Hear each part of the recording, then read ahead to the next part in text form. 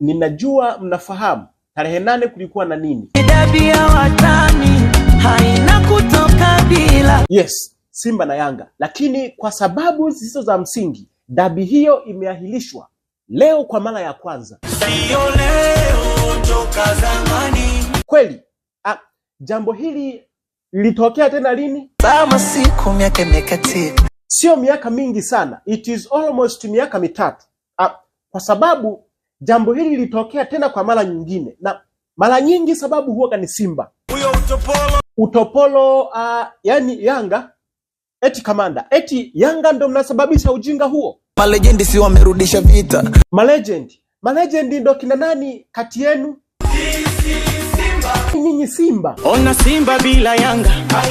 Sawa, ndio maana ikaitwa Kariakoo Derby. Na msimu huu TFF itatoa adhabu kali. Msimu huu kombe Msimbazi. Shika adabu yako mbele ya TFF. Hatujaja kutafuta ubingwa hapa.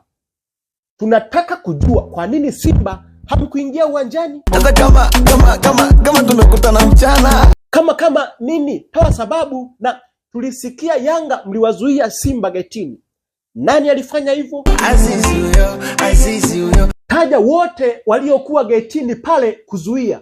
Kushoto kibabage kulia kala kwasi keshi baka kamanda Dickson Jobu kilaka wa Canada. Kwa hiyo badala ya kusubiri mzuie magoli bekini, mnaenda getini kuwazuia wenzenu wasiingie uwanjani.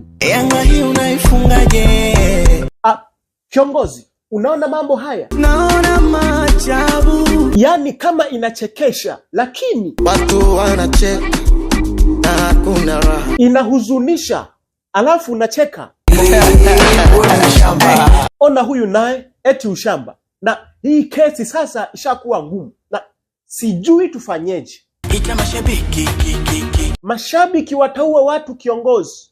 Ngoja tumsikilize mwenyekiti wa TFF. Na wakalisha mafala wajinga wa kuja Bongo wageni wa Dar es Salaam.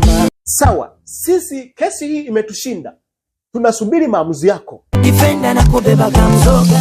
Sasa kiongozi, utafunga timu nzima au utafunga mashabiki? Mimi nadhani tuwatafutie daktari wa akili.